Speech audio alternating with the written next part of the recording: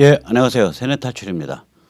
북한의 행보가 이상해지니까 이걸 해석들을 못 해가지고 조중동 윤상현이도 똑같고요. 그 미통당에 지금 입당하려고 하는 무소속이죠. 사실은 그 외교학 전공인데 학계에서 훈련 받았다는 사람인데도 똑같고 좀 계속해서 이렇게 헛소리들을 해요. 그래서 오늘 좀 이게 없던 현상들이 벌어지는 거라서 이럴 때는 그 보는 관점을 맞거나 틀리거나 완전히 바꿔 봐야 돼요.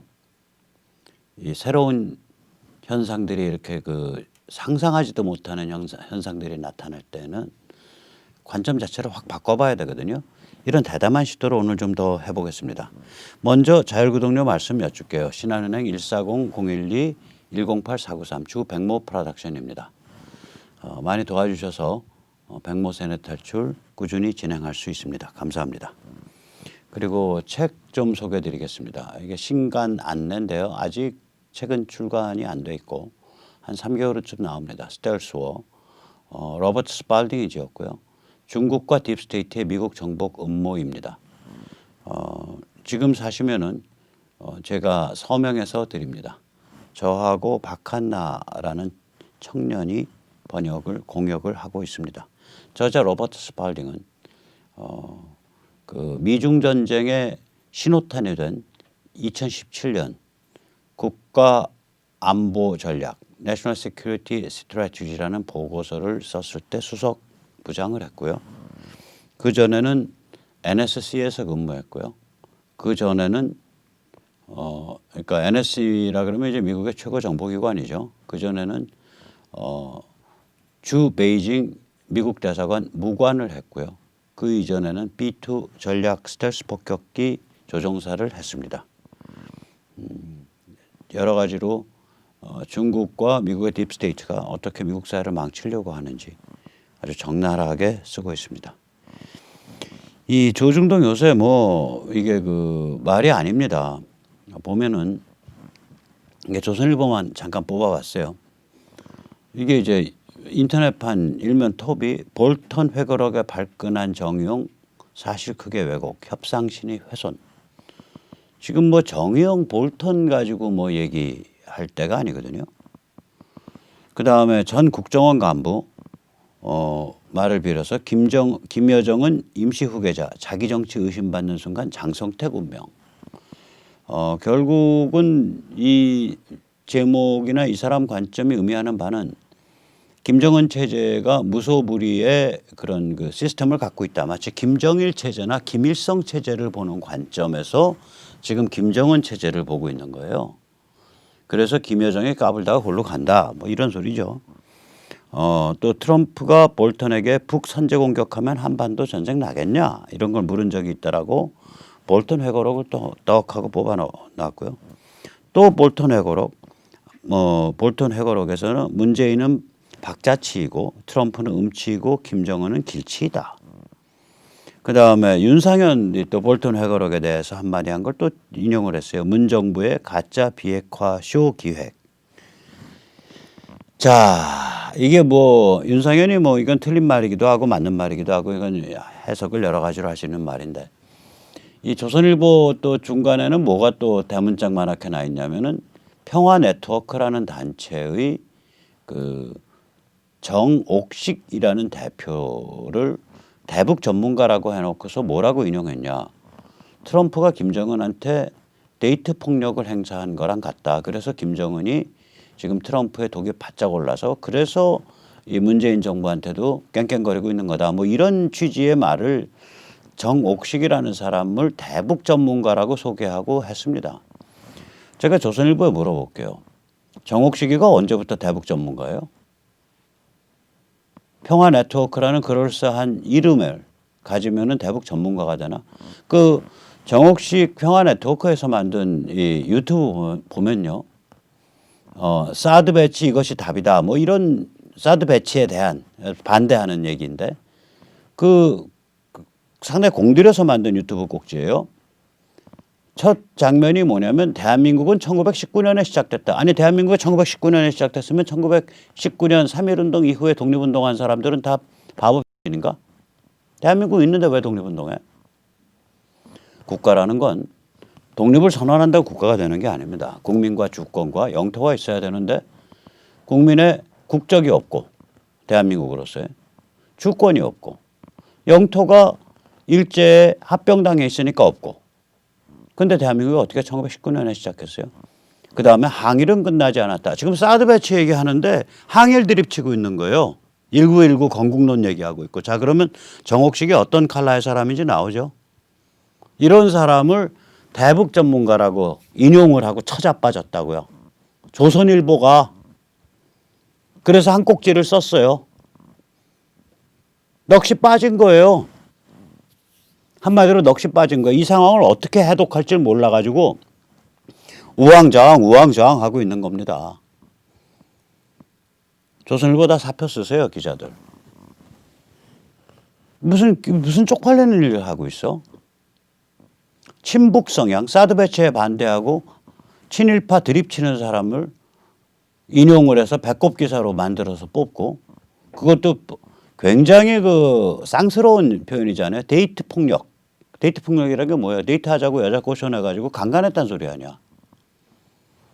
일단 표현이 상스럽고 두 번째로 사실과 맞질 않아요. 지금 북한은 트럼프나 미국에 대해서는 일체의 적이 없어요.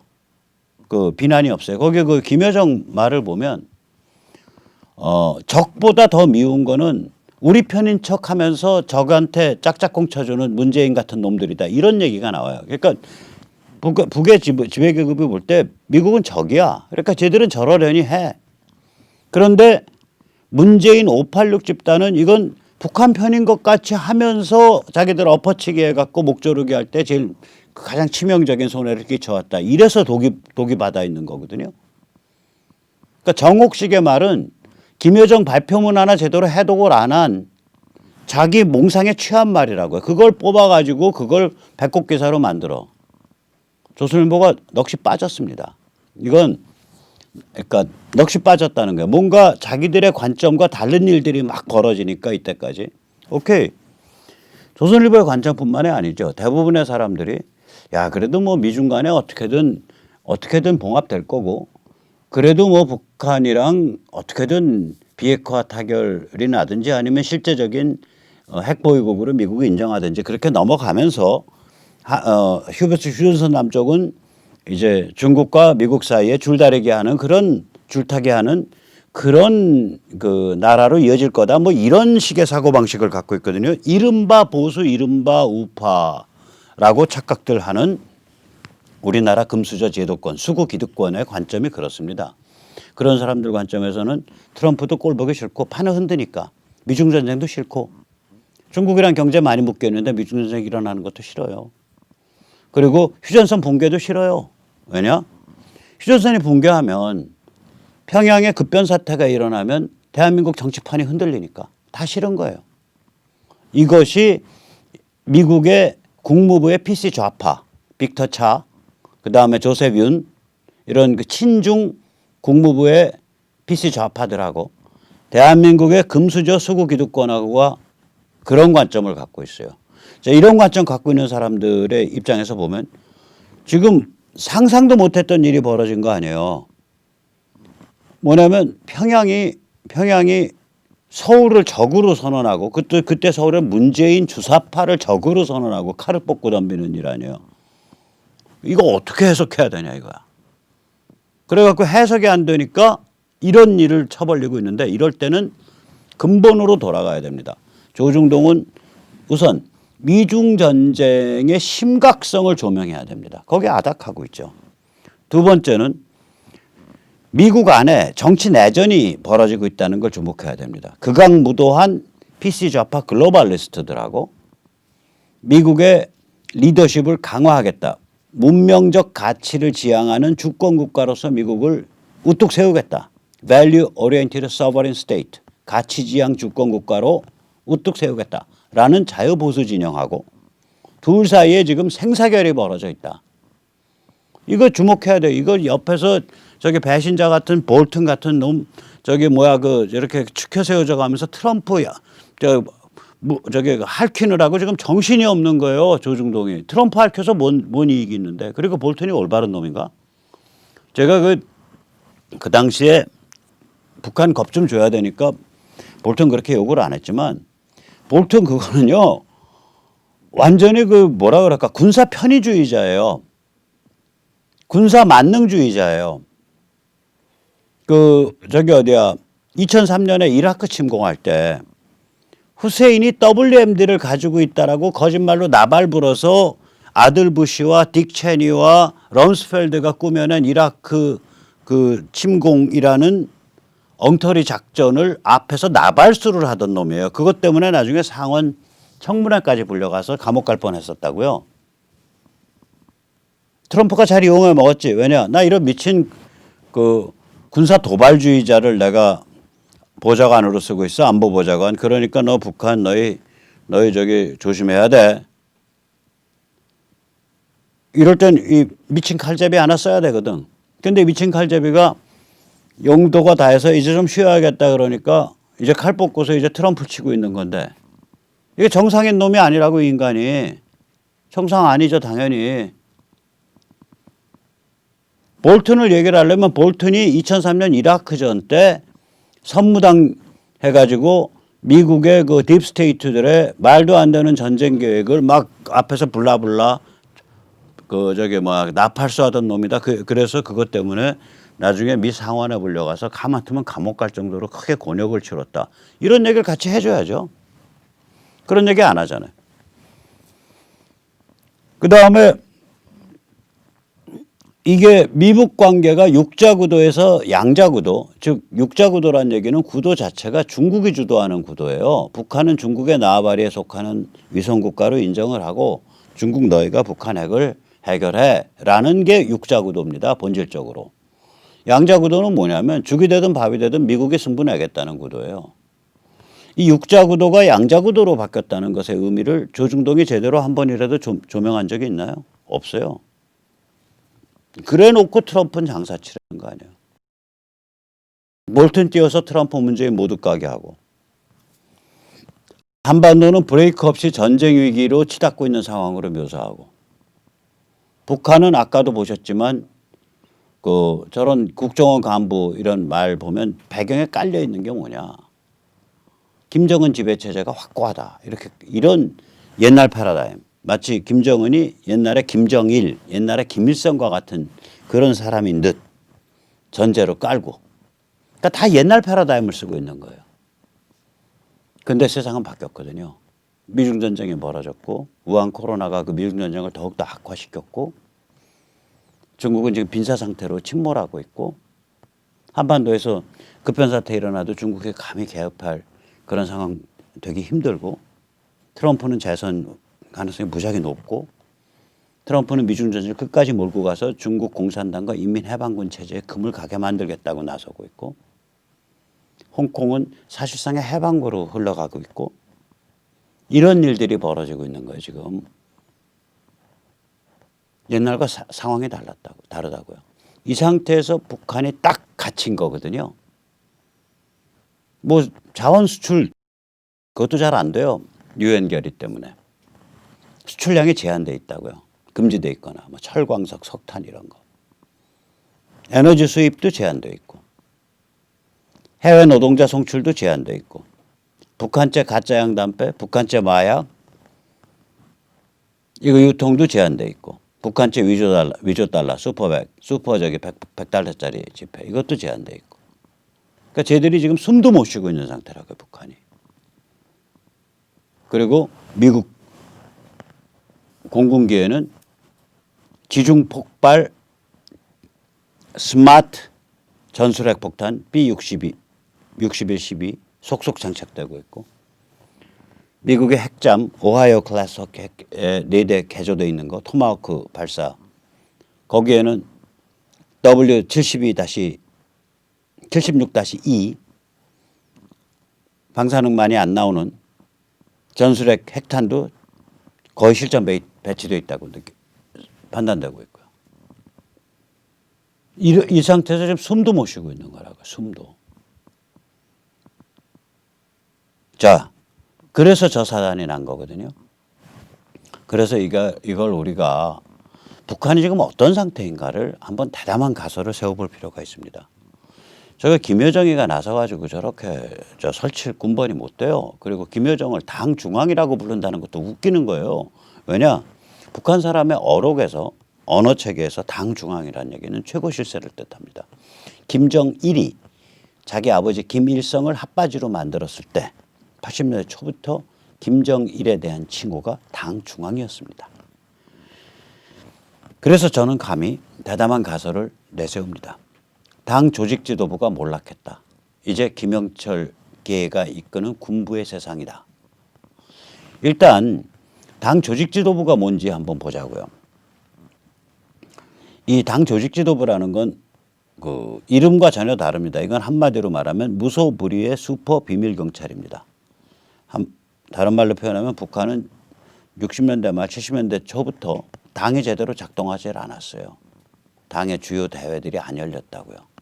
그러니까 당이 마비된 지가 40년, 50년 돼요. 당이라는 건 이름만 있고 실제로는 당 조직 지도부가 돌아갑니다. 그건 슈퍼 비밀 경찰입니다. 김정일은 제가 생일탈출에서 한 서너 번 얘기했는데 직위 권한하고 권력 게임하고를 완전히 분리했습니다. 직위 권한을 주면 별을 달아준다. 권력 게임은 못하게 해요. 권력 게임을 하게 되면 즉 슈퍼 비밀 울트라 슈퍼 비밀 경찰에서 일을 하면 그 사람은 뭐 별을 단다든지 무슨 내각의 무슨 장관 이런 자리를 맡는다든지 아니면 당의 고위직을 맡는다든지 이걸 못해요. 안 드러나요.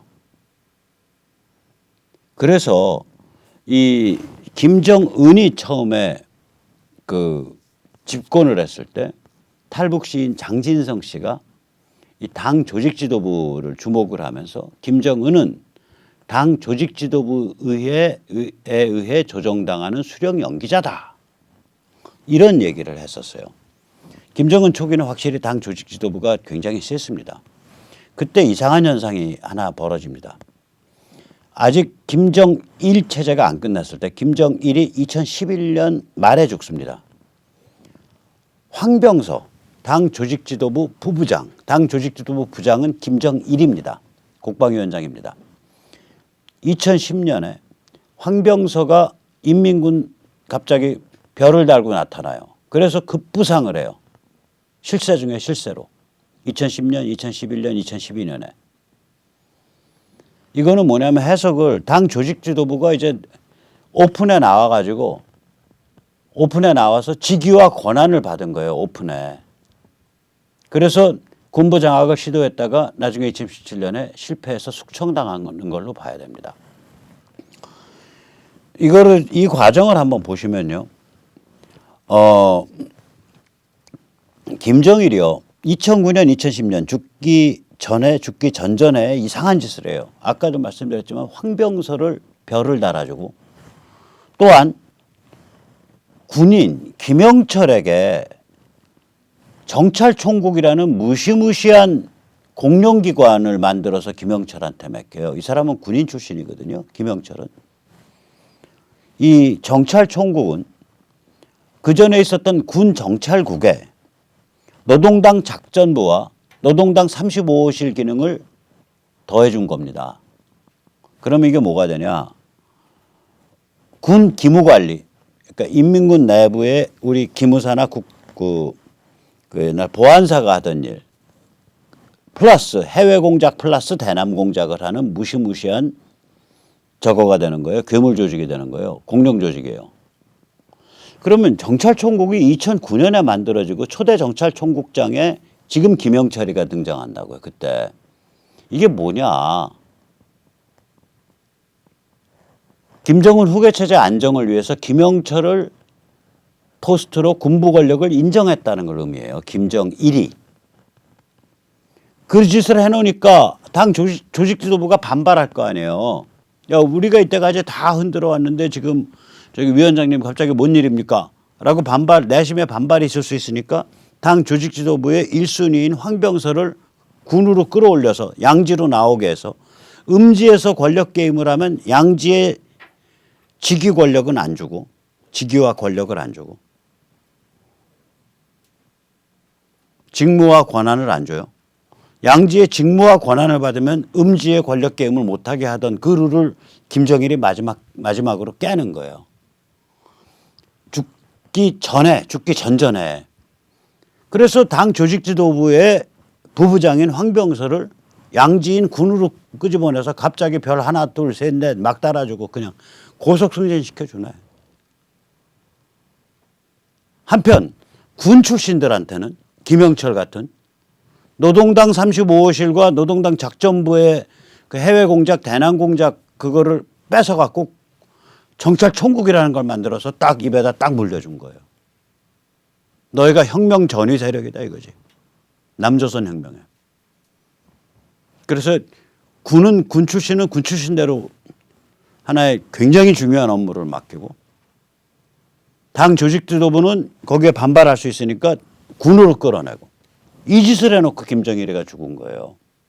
그렇게 해놓으면 이게 얽혀서 김정은을 떠받칠 수 있을 것 같다라고 판단했을 거예요. 이렇게 해놓으면. 참고로 김영철은 만경대학원 아마 김정일의 한 4, 5년 후배쯤 될 거고요. 무지하게 똘똘했던 사람이고요. 푸에블로 때 미군을 접촉하는 연락장교였습니다. 1968년에. 그러니까 불과 나이 21살, 22살 때. 그러니까 굉장히 그 영민하고 똘똘하고 근성 있는 그리고 김정일의 그 복심과 같은 그러한 인사였을 것이다라고 추정이 됩니다. 저게 지금 김영철이. 그러니까 김영철한테 야, 그 정찰총국 만들어도 되니까 거기다가 해외 공작, 대남 공작 다 권력 집어넣어 줄게. 임무 잘해봐. 군이 남조선 혁명의 그 최고 그 선봉 아니겠어? 이러고서 그쪽에 하나 물려준 거예요. 자, 이래놓고 이제 죽어버렸단 말이에요.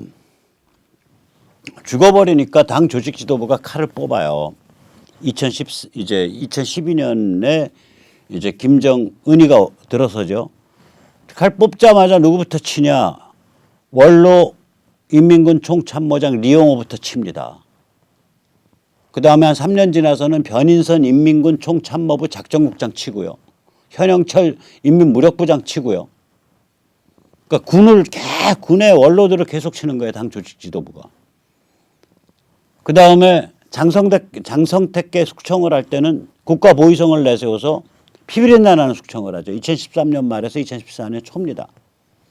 그리고 그 기세를 타고 당 조직 지도부가 주도해서 국가보위성, 이게 국가보위성이 뭐냐면은 글쎄 우리로 치면 한 4, 5만 되는 조직인데요. 이 주민생활 곳곳에 파고 들어가 있는 말하자면 그 주민 사찰기관입니다. 이게 국가보위성이. 이 국가보위성을 숙청을 하죠. 조직을 무력화시켜버리죠. 그때. 국가보위성이 2016년에 그래서 무력화됩니다. 그리고 아마도 장성택 숙청의 연장선에서 김정남을 암살한 거 2017년 2월 달에.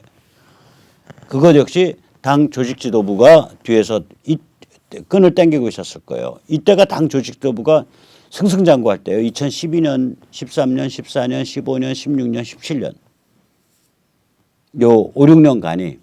그럼 이 동안에 김영철 같은 실력 있는 군부는 뭐를 했냐. 인민군 총정찰국에서 대남 사업을 했고요. 해외 사업이랑.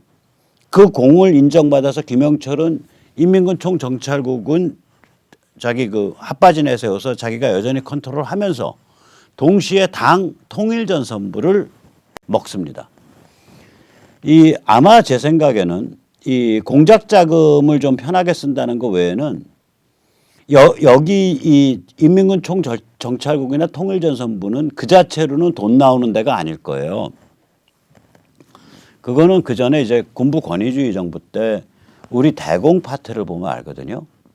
또 지금은 문재인 정부 들어서는 완전히 무력화됐는데 북한 공작하는 휴민트 파트를 보면 안다고요. 국정원에. 누가 갖다 주는 사람이 없어 돈을. 경찰 대공 파트에 체포당하는 대공 용의자 간첩 혹은 색깔이 불그레한 그런 지하운동가가 무슨 저기 뭐야 경찰 강력계 혹은 조폭계 혹은 마약 쪽 조직에 체포당한 마약 단속 조직에 체포당한 마약 사범 혹은 조폭 혹은 뭐 이런 사람들처럼 뇌물 안 갖다 주잖아요. 배고프다고요.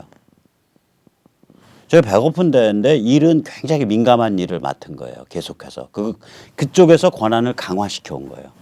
그러다가 김영철이가 대박을 맞게 되죠. 왜 맞게 되냐? 미국이랑 통로가 빵 뚫리고 미국 쪽을 자기가 담당하니까. 아마 김영철이 그 푸에블로 다루고 이러면서 영어도 꽤 했을 거예요. 저 연배의 군인 출신 중엔 영어를 굉장히 잘하는 사람일 수 있어요. 저 사람이. 그래서 이제 김영철이가 딱 이제 판 달라졌습니다라고 하면서 바로 호위사령부를 숙청을 해버려요. 이게 진짜 범털이거든요. 김영철이가 2018년 우리는 뭐 저기 어디야 그거 저거 한다고 할 때 그 저기 어디야 그 저거 싱가포르 회담 뭐 하고 아이씨 이제 다 망했다. 뭐 저기 지자체 선거 다 망했다. 뭐 저거 어쩌고 저쩌고 트럼프가 장사치가 이러고서 이제 그 국내 여론 그 우파라고 하는 사람들이 떠들 때 2018년 여름에 무슨 일이 2018년 초부터 2018년 여름까지 무슨 일이 벌어졌냐. 두 개의 최대형 범털 조직이 떨어져 나갑니다. 하나가 총정치국입니다. 인민군 총정치국. 인민군 총정치국이라는 게 뭐냐면요. 인민군과 당을 연결하는 고리입니다. 제가 전에도 가끔씩 말하지만 이 공산체제 혹은 공산체제에서 기원한 체제는 중공을 빼고는요. 중국을 빼고는요. 중국은 처음부터 당이 약하고 인민해방군이 강했습니다. 다른 데들은 북한도 좀 처음에 그랬을 텐데 다른 데들은 당 쪽에서 민간 쪽이 군을 컨트롤합니다. 그러니까 이 총정치국이 뭐냐면 그 민간 당과 군을 연결시키는 그 핵심 브레인이에요. 거기에 인민군의 최고 중요 사령탑이에요. 그러니까 저기는 떡고물 엄청 떨어지는데요. 여기가 26년 동안 검열을 받은 적이 없어요. 당 검열을 받은 적이 없어요. 저 조직 만들어지고 나서. 그런데 2018년 초에 저기를 검열이 딱 들어가면서 수백 명이 날아가 버리죠. 그러면서 총정치국장 황병서가 날아가요. 당 조직지도부를 겨냥한 거예요. 당 조직지도부가 권력 취하고 떡고물 취하느라고 양지로 쫙 밀고 들어왔다고요. 그걸 한 번에 겨냥해서 쳐버린 거예요. 그리고 나서는 김정은의 목숨줄을 쥐고 있는 데가 어디예요? 호위사령부죠. 저게 5만에서 10만 되는 정예 병력인데 호위사령부를 쳐버린다고요. 그게 2018년 8월입니다. 그래서 그때 호위사령관은 잠시 유임되지만 그러나 결국 올해 초에 호위사령관이 교체됐다는 게 밝혀져 있어요. 2020년 초에 교체된 건지 그 전에 교체된지는 모르겠어요. 저는 그래서 총정치국을 친 거, 호위사령부를 친 거는 김영철계가 주도했다고 보는 거예요. 김영철계가 주도하는 군부가 쳤다 이렇게 보는 거예요. 저 두 개로 한 방에 당 조직지도부가 나가버린 겁니다. 2년 전에. 즉 2년 전부터 저기는 김영철계가 주도하는 군부가 좌지우지하는 그러한 나라가 된 거다. 당연하죠. 왜냐 죽을 자리에 처해지니까 이제는 무신정권이 들어와야죠. 무신정권. 저 고려 무신정권 들어온 거예요. 북한은 지금 무신정권의 시대입니다. 김일성 영생교는 껍데기만 두르고 있는 거예요. 그래서 저 장진성 그 탈북 시인 장진석 씨랑 저랑 친한데 그럼에도 불구하고 오늘 좀 반박을 하겠습니다. 장진석 씨는 2013년경에 2012년, 2013년에 당 조직지도부가 최고 권력기관이고 김정은은 수령 연기자다. 근데 실제로 그런 면이 있죠. 그러나 당 조직지도부는 궁극적 무력을 안 갖고 있기 때문에 한 달이 건너서 아니에요. 그러니까 당 조직지도부는 김정은을 업고 갔다고요. 그 황병서 김정은 앞에서 하면서 그 뒤에서 그거 바라보는 군관들 똥개 보듯이 뭐 아예 민망해서 아예 딴 데 보고 있어요. 그 사진 보면은 황병서가 그 의자에서 일어나 가지고 무슨 어디 나이트클럽 그 홍콩 같은 데 가면 왜 저 무릎 꿇고서 술 따라주잖아요. 웨이터가. 무릎 꿇고 앉아가지고 자기 입 가리고 위원장님 하면서 젊은 김정은한테 아양 부리고 있고 그 뒤에 앉은 군관들은 먼 산 보고 있고 차마 민망해서. 그런 사진이 있어요. 그렇게 해서 김정은을 업고 2012, 2013, 2014, 2015, 2016년 동안 김정남 죽이고 2016, 2017 6년 동안 김정남 죽이고 장성택 죽이고 그 인민군 원로 간부들 죽이고 그다음에 국가보안성 거기가 이제 떡고물 많이 주워 먹는 데니까 국가보안성 치고 민수 쪽이니까 떡고물이 많죠. 그러면서 승승장구 나가는 것 같았는데 2018년에 그동안에 그 와중에 가장 고달프고 생기는 거 없는 두 개의 포스트 대남 대미 포스트 두 개가 하나가 통전부고 하나가 총정찰국인데 이 두 개 포스트 중심으로 은인자중하면서 힘을 기르고 있던 김영철이가 문재인 덕분에 트럼프랑 싱가포르 회담하면서 판 확 바뀌고 미중전쟁 딱 심각해지고 미중전쟁 갈 때까지 간다라고 딱 판단되니까 그냥 칼 뽑고 한 큐에 2018년 초부터 총정치국 날리고 호위사령부 날리고 그러면서 당 조직 지도부를 몰락시켰다. 그것이 오늘 저의 가설입니다. 그래서 지금 김영철계가 장악하고 있는데 인민군은 이렇습니다. 인민군 정찰총국 그다음에 통일전선부 이건 두 개는 대남 대미 창구죠. 그다음에 인민군 호위사령부 이거는 김정은 목줄 재고 있는 데죠. 인민군 총정치국 이거는 군 사령탑입니다. 그럼 돌이켜서 보면 김정일이 도대체 무슨 짓을 했던 거야? 2009년, 2010년 죽은 게 2011년 말이니까 죽기 전전에 그 부러터진 라면 같은 머리 하고 이자가 무슨 짓을 한 거야? 보면 이자는 군과 당 조직 지도부 사이의 견제와 균형을 좀 생각했던 것 같아요. 그러니까 군 출신들한테는 총정치국을 만들어주고 당 조직 지도부에는 안에서 떡고물을 챙기게 만들어주고 군에 진출하게 만들어주고 이게 2009년 작품이니까 2010년 만인 2018년에 완전히 파산한 겁니다. 완전히 파산한 겁니다. 그래서 이제는 명실공히 무신 정권이 들어서지 않았나. 그 무신 정권이 이제 김여정을 내세워서 수령 연기자를 시키는 거죠. 스피커를 시키는 거죠. 그럼 무신 정권 들어오는 게 사실 당연하죠. 왜냐? 지금 생사가 왔다 갔다 하고 미국과 결판을 내야 되는데 그런 무신 정권 들어오는 게 왔다 갔다 합니다. 여기서 잠깐 우리가 김정일 장군님과 저는 김정일을 장군님이라고 이렇게 불러드립니다. 왜냐? 우리나라 종북 친북 간첩들이 김정일이라고 세 글자 안 불러요. 장군님 그래요. 저도 장군님이라고 불러드릴게요. 그 사람들 말 따라서. 김정일 장군님은 보면 20세기에 가장 사악하고 강력한 독재자 중 하나입니다. 제가 세뇌탈출에서 그런 말 좀 드렸을 텐데 김정일 최대의 불행은요. 김일성의 아들로 태어난 겁니다.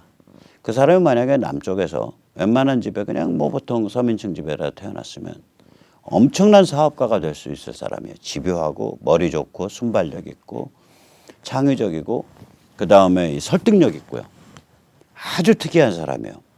그런데 그 자리가 악마의 아들로 태어나갖고 거기서 살라고 보급해 온 게 악마 짓이어서 그게 저 모양이 된 거예요.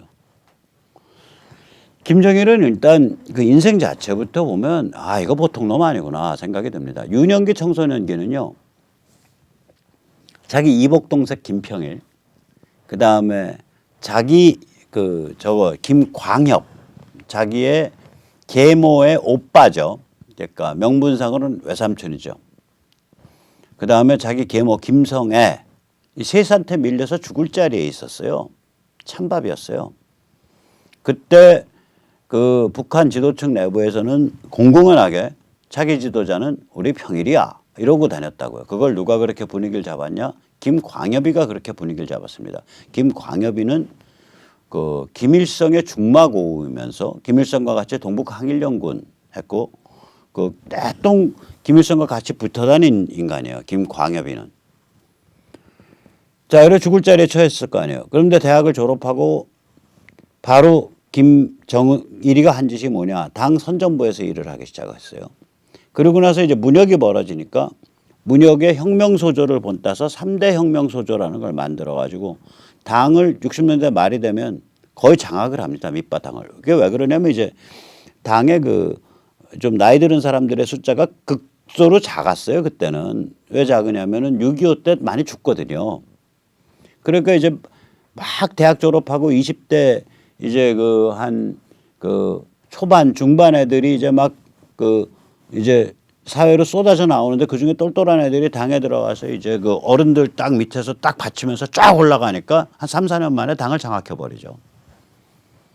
그러고 나서는 60년대 말에 딱 아버지한테 주체사상 만들어서 바치죠. 유일사상 체제, 김일성 유일사상 체제.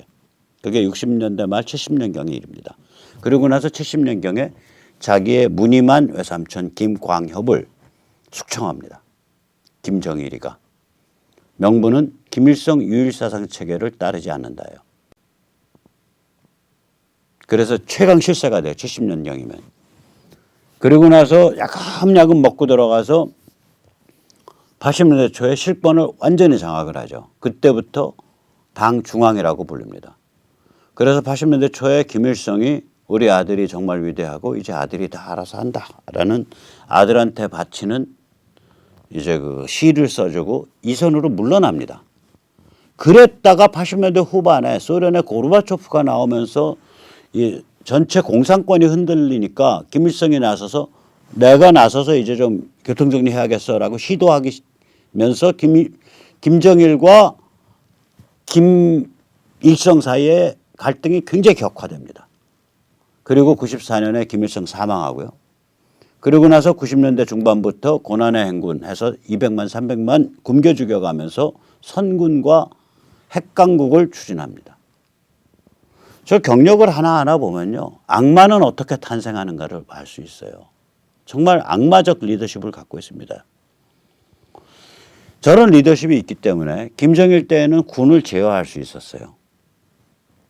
그러나 김정은은 군도 제어가 안 되고 김정은이 당 조직 지도부를 제어하는 데 실패하면서 당 조직 지도부가 날뛴 거거든요. 군도 제어가 안 되고 드디어는 군이 무신 정권으로 완전히 상황을 굳힌 것으로 보입니다. 저는 이런 가설 아래 지금 상황을 보고 있습니다. 즉 한마디로 지금은 북한은 무신정부 체제다. 무신정권이다. 김영철이 주도하는 군부 체제가 완성되어 있다. 그런데 이런 체제가 나오려면 뿌리가 있어야 됩니다. 이 뿌리는 2000년경까지 올라간다고 봅니다. 2018년, 2020년에 무신체제가 나왔지만 그 전에 뿌리가 있다고요. 군이 방만해지는, 그래서 군이 하나의 독립적인 그 독특한 위상을 갖게 되는 뿌리. 그건 결국 경제적 기반이 되겠죠. 이게 왜 그러냐면 2000년경에 배급 경제가 전면적으로 붕괴합니다. 이때부터 군이 광산이라든지 기타 등등 자원이라든지 이런 거를 중심으로 해서 자기들이 스스로 먹고 살아가는 경제적 독립성을 강화하게 됩니다. 2000년경부터. 그래서 2009년엔 아까도 말씀드렸지만 김영철이 정찰총국을 아마도 낙점받아서 스스로 발족시킨 것 같고요.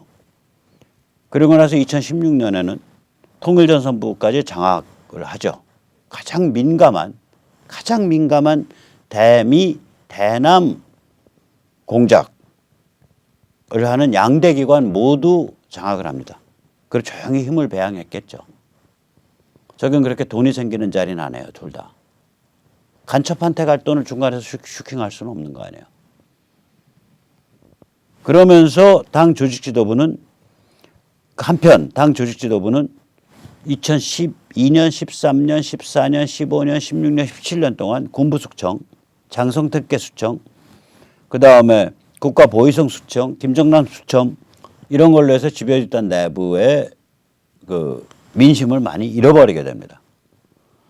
드디어 이 김영철계가 2018년 미북 통로 개설을 틈타서 전격적으로 당 조직 지도부를 박살냅니다. 딱 두 군데 건드리죠. 하나는 인민군의 사령탑인 총정치국. 저 조직 만들어진 이후로 단 한 번도 검열이 없었던 데를 검열해서 다 잡아 죽이죠. 두 번째는 김정은, 김여정의 목숨줄을 잡고 있는 인민군 호위사령부를 작사를 해서 자기 사람들로 다 장악합니다. 그러고 나서 한때 하노이 저것 때 뭐 숙청설 돌았지만 2019년 6월 판문점 호출 때 그 직전부터 다시 얼굴 드밀기 시작해서 이제는 완전히 전면 장악을 했다고 봅니다. 이게 너무나 당연한 게요. 지금은 옥새냐. 옥새라는 건 미국말 안 듣고 객에다가 미국한테 두들겨 맞고 다 뻗어버리는 거. 혹은 투항이냐. 백기 들고 미국한테 항복하는 거. 혹은 제3의 길이냐. 미국이랑 잘인지 뭐 착각에 의해서인지 슬기롭게 해서인지 미국이랑 협상해가지고 북한의 김일성 영생교를 대체하는 독재 체제를 만들고 자기들이 그것을 유지하는 거. 근데 이 제3의 길은 저는 답이 아니라고 봐요. 왜냐? 대한민국이 존재하기 때문에 북한은 한번 개혁개방의 물꼬가 트이면 그 개혁개방의 속도와 수위를 조절할 수가 없습니다. 그냥 자유화로 급발진해버립니다. 한꺼번에. 급가속해버립니다. 그래서 저는 제3의 길은 사실은 현실적이지 않다고 보는데 뭐 그건 제가 보는 관점이고 김영철이나 무슨 김여정은 다르게 볼 수 있겠죠. 그래서 그걸 그 제3의 길을 위해서 트럼프랑 또 밀고 당기게 할 수 있겠죠. 그러다가 쥐어 터져 돌아가시기 수도 있겠죠. 아무튼 옥새냐 투항이냐 제3의 길이냐 이거를 이제는 더 이상 김정은이나 김여정이 결정하는 게 아니다. 이거는 무신 정권이 결정한다. 김영철 주도 군부가 결정한다. 저는 그렇게 생각을 합니다. 자, 오늘 이제 이런 관점을 가져야 지금 북한에서 무슨 일이 벌어지고 있겠구나라고 한번 우리가 미루어 이해하고 짐작해 볼 수 있습니다. 물론 틀릴 수도 있어요. 그러나 경험해 보지 못한 일이 발생했을 때는 기존의 패러다임을 다 바꿔봐야 돼요. 다 바꿔봐야 돼요. 네, 마지막으로 광고 말씀 좀 드리겠습니다. 국민주권 자유시민연대 우리가 이제 조직화돼야 되니까 지역별로 조직화돼야 됩니다. 그래서 freecitizen.kr 많이 가입해 주시고요. 여기 오시면 사전투표위원 소송단 참여하기도 있고요. 또 지역 활동과 신청도 받습니다. 010-6368-9901 하나입니다.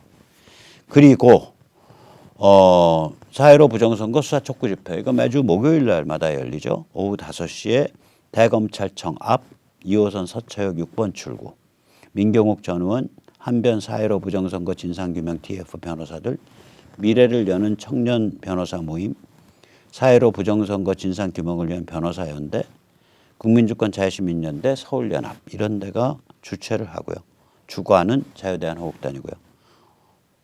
그렇게 해서 매주 목요일마다 열리는데 조금씩 커져가고 있어요. 이게 한 1,000명쯤 되면 그래서 상설화되면 좀 볼만할 겁니다.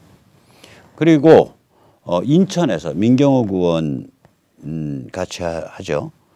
인천이시죠. 인천에서 6월 30일 인천 부평문화의 거리 앞에서 부평역 6번 출구입니다. 화요일 날 6월 30일 화요일 오후 5시에 인천 집회가 열립니다. 국민주권 자유시민연대 경인권연합 그다음에 민경욱 전 의원 또 한변 그다음에 미래를 여는 청년 변호사 모임 4.15 부정선거 진상규명을 위한 변호사연대 주관은 자유대한호국단입니다. 예, 이렇게 좀 저희가 이제 전국적으로 이렇게 식으로 계속